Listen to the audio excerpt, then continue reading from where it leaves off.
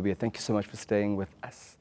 Now, we're slightly mixing things up this morning, and diversity is what we stand for, so that's exactly what we will be serving you this morning. The City of Windhoek will be hosting its 25th anniversary of the City of Windhoek Junior Council program. The Junior Council program started back in 1999, and this year they will be celebrating their silver jubilee. To enlighten us more, I'm joined this morning by former Junior Mayor of the City of Windhoek, Councillor Sylvia Shapumba. Good morning, Councillor Shapumba, and welcome back to Good Morning Namibia. Good morning, Mr. Denver. It is an honor to be back. The honor is ours to have you. How are you doing on this gift of a Wednesday morning? I am elated, actually. It's always such an amazing opportunity to be back on such an amazing platform, and I'm really so grateful. The platform wouldn't be as amazing as you're referring to it had it not been for the amazing guests. Yes. Serving us, yeah. Talk to us about the commemoration of this program that is turning 25 years old. Well, I think the commemoration itself is just a celebration to mark its silver jubilee mark. And it's really so beautiful to think that since its inception in 1999, the Junior Council has actually been a beacon of hope for all young leaders of the City of Windhoek, giving us the platform to actually own our public speaking skills, the opportunity to voice our opinions on pivotal matters, and to actually grow as individuals. I myself am a product of such an amazing platform, and I can say that I have grown in leaps and bounds.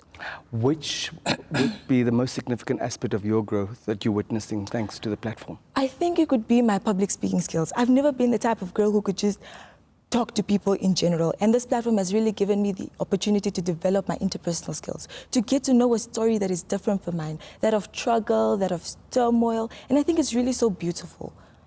Thank you for sharing that. And what has been the most challenging aspect of this journey? The most challenging?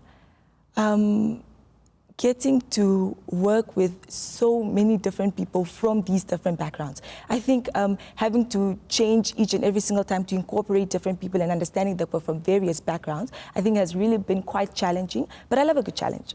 Yes. Showing up for it. Showing up for it, yes, yeah. Exactly. So is there a specific theme for the Jubilee commemoration? Yes, there actually is. The theme is empowering youth, building futures, celebrating 25 years of collaboration, growth, and youth empowerment. And I think the theme itself actually speaks to not only the celebration, but the Junior Council in whole and what it stands for since its inception in 1999. I mean, this platform is meant to voice the opinions of young people and empower the youth of Namibia, and it's of Windhoek, sorry to be precise.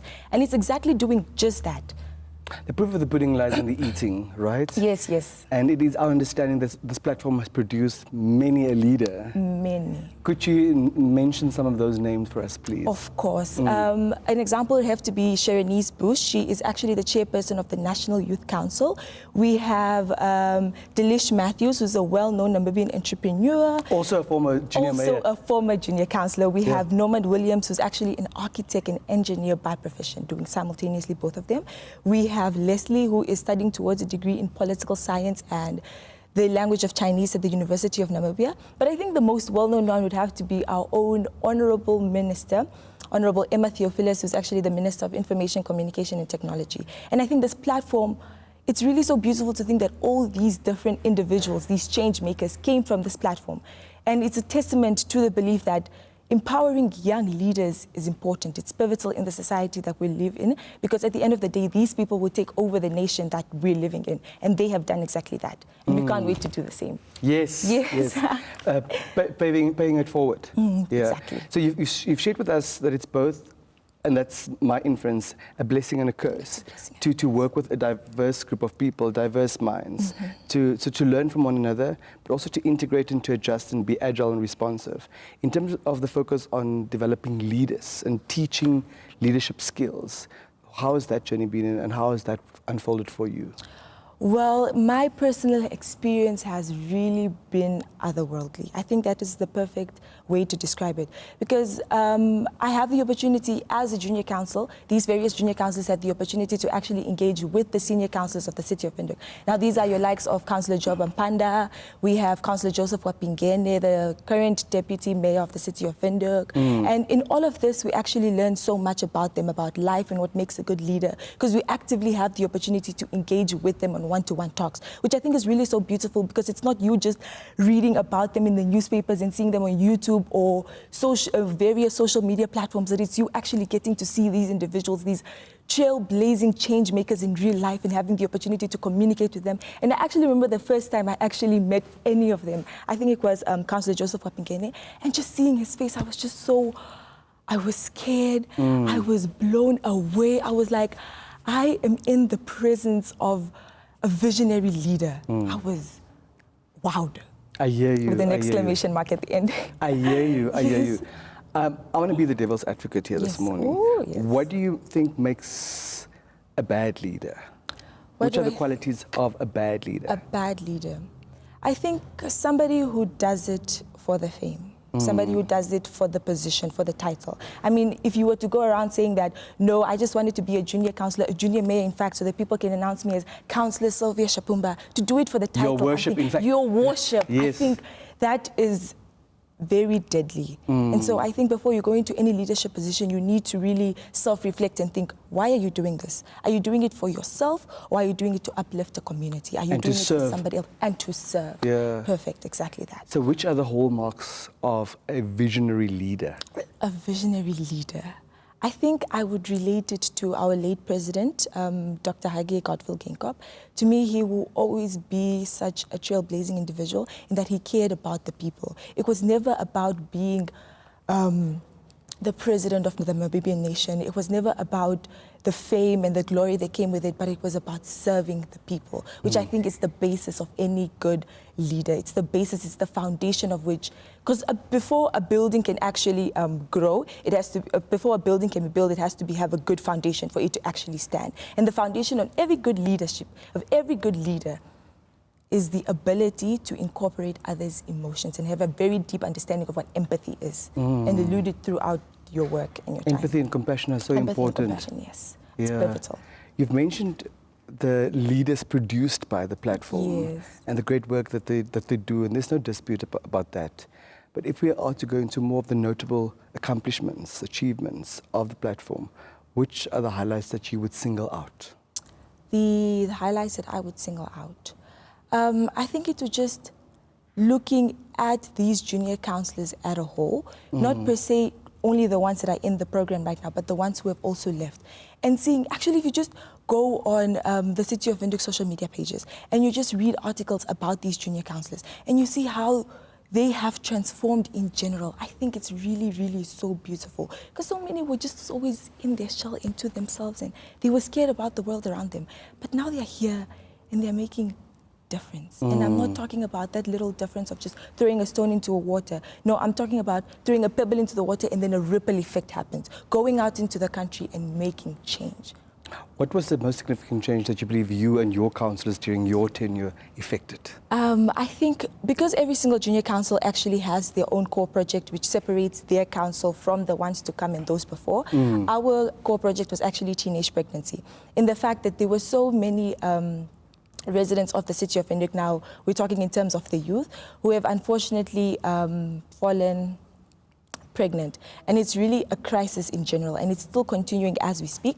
But our project was just to, our aim was just to educate the youth and actually spread awareness on this crisis that's actually taking place, telling them that there are always alternatives and that the best practice is always to abstain. And I think we really did the best we could in terms of spreading the message via City of Windhoek social media pages, actually going to NBC itself and actually spreading the message itself. It's ours. It's ours, exactly. Do you agree that we need to have more uncomfortable conversations, specifically around teenage pregnancies, you know? We definitely need to. I think it's really, really important. And I think the only way to actually address a crisis is to recognize it as one, as the crisis that it is. Call it what it is. Call it what it is, exactly. If it's not a pretty name, it's not a pretty name, but we need to call it as it is. Name it, identify it, and help solve it. Yes. Let's return to the celebration. Yes. What is on the cards? What will be happening? What will be happening? It's really just an opportunity for the alumni now, the former junior councillors, to actually reminisce on their time in the junior council. I mean, some of these junior councillors were in office all the way in 1999. Before some of us were born. Before some of us were born. It's actually crazy to think about. And just giving them the platform to meet each other again and to reminisce and just to think, wow, you were in my council. And, you know, We, as the Junior Council, actually meet up at the, excuse me, the Youth Development Division of the City of Windhoek, which is in Cllr. And it's lined with so many pictures of former junior councillors. Them in their big Colgate smiles, just there smiling. And I think it would really be beautiful to actually meet some of these individuals. And the platform, the celebration is to do just that, to take a walk down memory lane, to reflect on your time in the Junior Council, and I think also to just appreciate it. There will be a lot of actually, there will be a lot of, how can I say this, panel discussions, yes. I'm thinking if someone was a councillor during the past 25 years, and despite their big dreams and aspirations, life happened to and with them. And many of those dreams, unfortunately, have fallen by the wayside. And they are devastated to attend the event, thinking they will be asked, so you were going to study medicine, you were going to become a doctor, how's that going? In the meantime, none of that materialized. How do you also seek to hold space for those whose dreams have not materialized, for those deemed not to be a success in the eyes of society? You are asking all the relevant questions today, eh? I think because the Junior Council itself, in order to have been a part of the Junior Council, you need to have been identified as somebody who really understands the struggle of another person. You need to be somebody who's empathetic in order to be able to join it to begin with. And so the Junior Councillors who were a part of the program, they are just that. They understand that no one man's struggle is a carbon copy of another. And though life happens, as you said, there will always be an opportunity to really just reflect on what happened, and also to understand that though it happened, you can gain inspiration from these other junior councillors in this very opportunity, and really learn from them and understand that also theirs wasn't easy, but they made it through. And you're not special. You can do the exact same thing. Yes. Thank you for that. Now, you've enticed many Namibians this morning, I'm sure. I have. And they're now thinking, I want to travel tomorrow morning or whenever by bus from Katima Mulilo to come attend this event. But it's not an event that's open to members of the public necessarily. Unfortunately not. Talk to us about that, and also what the rationale, of course, is behind that. Well, the celebration itself is just to really appreciate the former junior councillors. It's an alumni register, so you need to be an alumni in order to actually actively be part of the celebration. So it is truly unfortunately the public as a whole is not really invited. The call is actually just for former junior councillors, so that they can be part of the celebration, and so they can reminisce and think, wow, at such a tender age, I was doing so much. Yes. How do I regain that? How do I regain that? Exactly. Particularly if life happened in the meantime. Exactly, to spark that little flame within them again, so we can grow into a fire. Yes. I'm sure the network is up and running, but for those hearing about it perhaps for the first time this morning, saying, yo, I may have missed it because I was also occupied elsewhere, but I am a former junior councillor and I would like to attend. What are the particulars? You can visit the City of Windhoek social media pages, and on that you will find the flyer that's actually the advertisement of the alumni register itself. You can scan the QR code and then it will take you to the link itself where you have to fill in the survey and the information that is required. Alternatively, you could then follow the link just directly on the City of Windhoek social media pages. And for any inquiries, you can contact Mrs. Helena Ndotapo, the Secretariat of the Municipal Council, at 061-290-3502. That is 061-290-3502. Any final thoughts this morning, Councillor Shapumba? Any final thoughts? Well, I implore all former junior councillors, the alumni, to please sign up. When an opportunity comes knocking on the door, who are we to not answer the call? So answer the call and allow the magic to begin. Thank you for allowing the magic to kickstart here. Yeah. Thank you for your time and thank you for sharing your passion with the Namibian nation. Me. Thank you. There you have it. That is the former Junior Mayor of Windhoek, Councillor Sylvia Shapumba, talking to us about the 25th anniversary of the City of Windhoek Junior Council program. We'll be back after a break.